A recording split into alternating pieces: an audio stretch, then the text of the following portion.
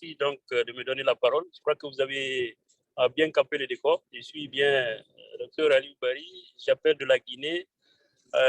J'aurais bien aimé être en face de mon ordinateur, mais les contraintes familiales obligeant. Vous savez que nous sommes en Afrique, l'Afrique de la solidarité. J'ai une affaire sociale, je suis dans mon véhicule, mais n'empêche, pour les causes africaines, nous devons tous nous impliquer. Je voudrais donc, si vous m'entendez, rapidement dire qu'effectivement, il m'a été demandé au nom.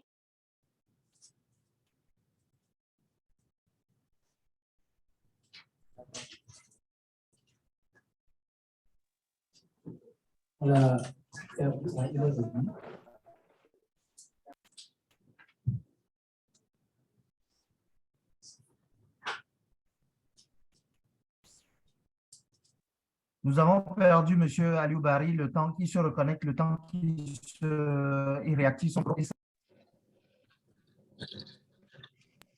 Allez-y, M. Bari. Ah, d'accord, merci. Voilà. Merci donc de me redonner la parole. Je disais donc, au nom de Wademos, qui est le réseau ouest-africain donc, de solidarité pour la démocratie, il m'a été demandé d'intervenir sur le thème précis. Comme vous étiez en train de le dire, les interventions des institutions régionales, continentales et de la communauté internationale, est-ce que ces interventions soutiennent-elles la consolidation de la démocratie en Afrique? Et je voudrais d'abord commencer mon intervention par camper le décor. Et vous savez que pratiquement la plupart des pays africains ont accédé à l'indépendance au début des années 60 ou à la fin des années 50. Et il a été répertorié que dans le monde, il y a eu 486 coups d'État réussis ou ratés, et 214 en Afrique. Et les 214 coups d'État qu'il y a eu en Afrique, 106 coups d'État ont été effectivement réussis. Mais ce qu'il faut retenir, c'est qu'en Afrique, il y a eu depuis le milieu des années 90 une progression importante en matière de démocratisation des pays. Ce qui fait que pratiquement, là, il y a eu une baisse des coups d'État en Afrique et cette tendance-là a continué. Et pratiquement depuis 2011, on constate quand même qu'il y a une baisse des coups d'État dans nos pays. C'est vrai qu'on a quand même recensé un recul démocratique ces 2-3 dernières années, notamment dans la sous-région ouest africaine, parce qu'actuellement, il y a 3 pays en transition dans les pays CEDEAO. Il y a 2 autres pays, notamment le Tchad et le Soudan, donc ce qui fait 5 pays en transition en Afrique. Maintenant, ce qu'on peut dire, c'est que les causes sont multiples. Je ne vais pas m'attarder sur ça, je sais que vous allez en parler, mais l'une des principales causes, c'est vraiment le manque de résultats tangibles en matière de développement. Vous savez que les PIB des pays les plus touchés par les coups d'État sont tous inférieurs à 20 milliards de dollars.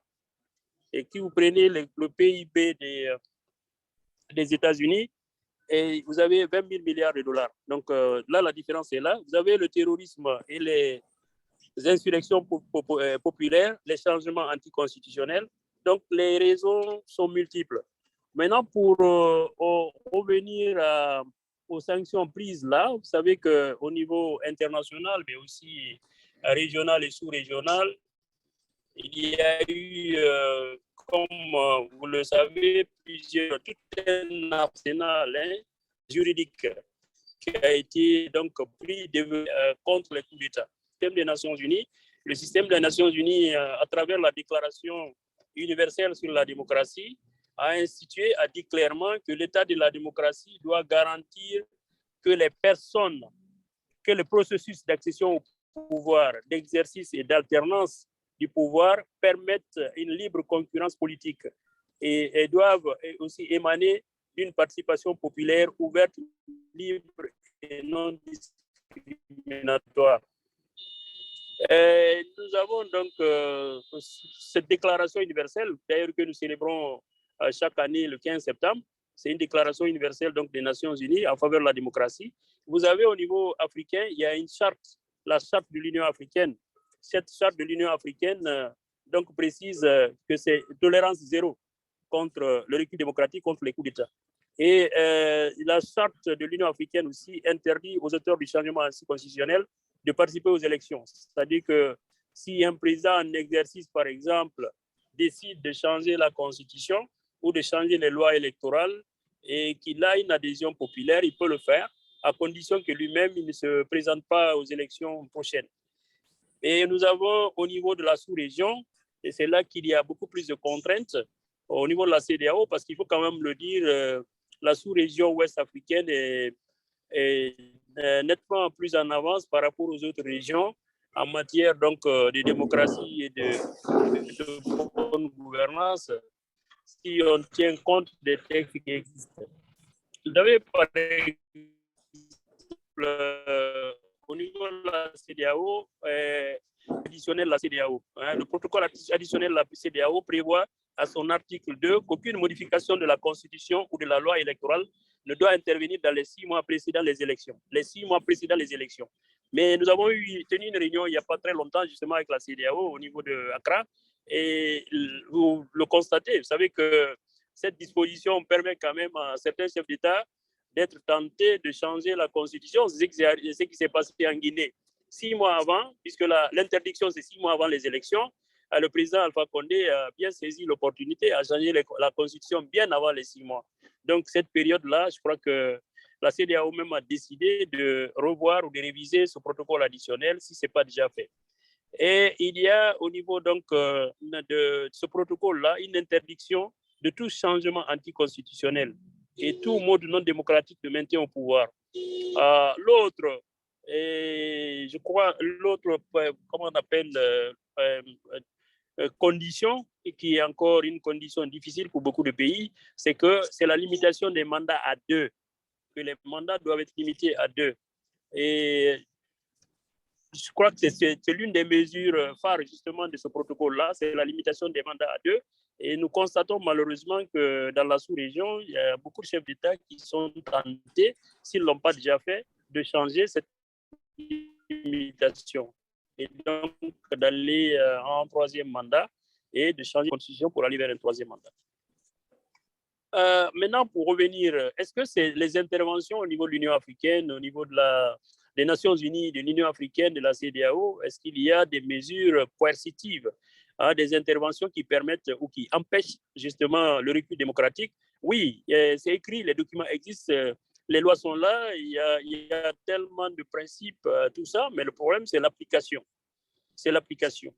Et pour le moment, ce qui semble marcher, en tout cas au niveau international, mais aussi au niveau de la sous-région, c'est que généralement, quand il y a un changement non autorisé, un changement anticonstitutionnel, il y a des sanctions économiques qui sont quand même prises. Des sanctions économiques et des sanctions commerciales. Bon, les sanctions économiques, on a vu, hein, ça s'est passé dans beaucoup de cas, le Mali pour le cas le plus récent. Sinon, on a connu le cas de la Gambie et d'autres pays qui ont été victimes justement de ces sanctions-là. Donc, il y a ces sanctions, il y a les sanctions commerciales, et les sanctions commerciales aussi sont très, très difficiles pour les pays parce qu'il n'y a pas de transactions justement entre les pays, et la plupart des pays africains, et surtout de la sous-région ouest africaine, sont des pays exportateurs de matières premières. Donc, il suffit qu'il y ait des sanctions de ce genre pour dire que le pays ne peut pas commercer avec le monde extérieur, pour que justement le pays s'affaisse économiquement. Et vous avez ensuite les embargos sur les armes.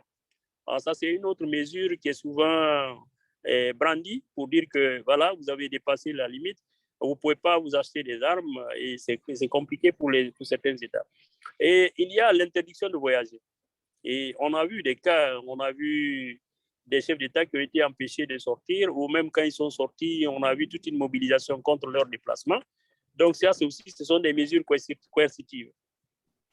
Vous avez également les restrictions financières, les restrictions financières qui frappent les produits de base. Et comme on le disait, vous ne pouvez pas commercer. Vous avez les matières premières et vous ne pouvez pas donc profiter des matières premières parce que les matières premières, on ne les transforme pas sur place. Il faut qu'elles soient exportées. Et là, si on ne peut pas exporter, on ne peut pas commercer. Nos économies dépendent justement de ces matières premières-là. C'est les pays, justement, risquent de, on ne va pas dire de sombrer, mais les difficultés vont s'aggraver. Maintenant, est-ce qu'il y a des solutions? Est-ce qu'on peut envisager des solutions? Oui, des solutions sont possibles. Les solutions sont possibles. Vous savez que nous, en tant qu'acteurs pro-démocratie, la principale approche, la principale alternative, c'est que le président Obama a déjà développé. Il l'a dit à Dakar, il faut des institutions fortes, pas des individus forts. Donc l'Afrique, surtout l'Afrique francophone, nous pêchons par la faiblesse de nos institutions. Et quand je parle d'institutions, il s'agit des institutions républicaines, notamment les parlements, les partis politiques, les appareils judiciaires, même la société civile. La société civile est divisée. Vous avez les organisations de la société civile qui sont souvent divisées en deux, pour ou contre. Et vous avez d'autres institutions qui sont aussi relativement faibles. Vous voyez les commissions électorales nationales indépendantes qui généralement reçoivent des ordres. Donc, il faut que nous réussissions justement à mettre en place des institutions fortes, pas des individus forts. Et à ce niveau-là, nous avons des problèmes et je pense que ça pourrait être une des pistes qu'on pourrait peut-être essayer d'améliorer ou de développer. Il a été également proposé, j'espère que nous allons y arriver, notamment par l'Union africaine, la mise en place d'un observatoire électoral régional capable de surveiller les élections. Parce que la plupart des problèmes proviennent des élections. Les élections sont truquées, les résultats sont connus d'avance. Le processus maintenant, vous savez qu'avec les nouvelles technologies, les dirigeants, ils savent qu'on ne peut plus tricher à partir des urnes. Donc, au niveau des urnes, on laisse faire. Les gens viennent voter normalement. Le problème, c'est au niveau de la centralisation des votes. C'est-à-dire que dans la centralisation des votes, c'est là que tout se passe. Les résultats sont changés et les résultats qui sont proclamés, généralement, n'ont rien à voir avec ce qui est sorti des urnes. Et donc, ça frustre les populations et ça amène justement les gens à se manifester, des protestations dans la rue. Et certaines parties justement du pays où certaines populations se sentent exclues.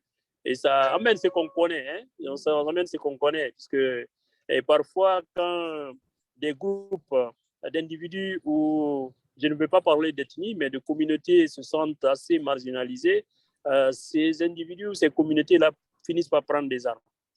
Et c'est pour ça qu'il faut qu'il y ait l'inclusion. Je pense qu'on doit travailler sur l'inclusion absolument. Et la CEDEAO a promis, et je pense qu'elle va le faire. Et en tout cas, on a eu l'occasion d'échanger avec les hauts dirigeants de la CEDEAO à Accra il n'y a pas longtemps. Et c'est que la CEDEAO doit passer de la CEDEAO des États à la CEDEAO des peuples.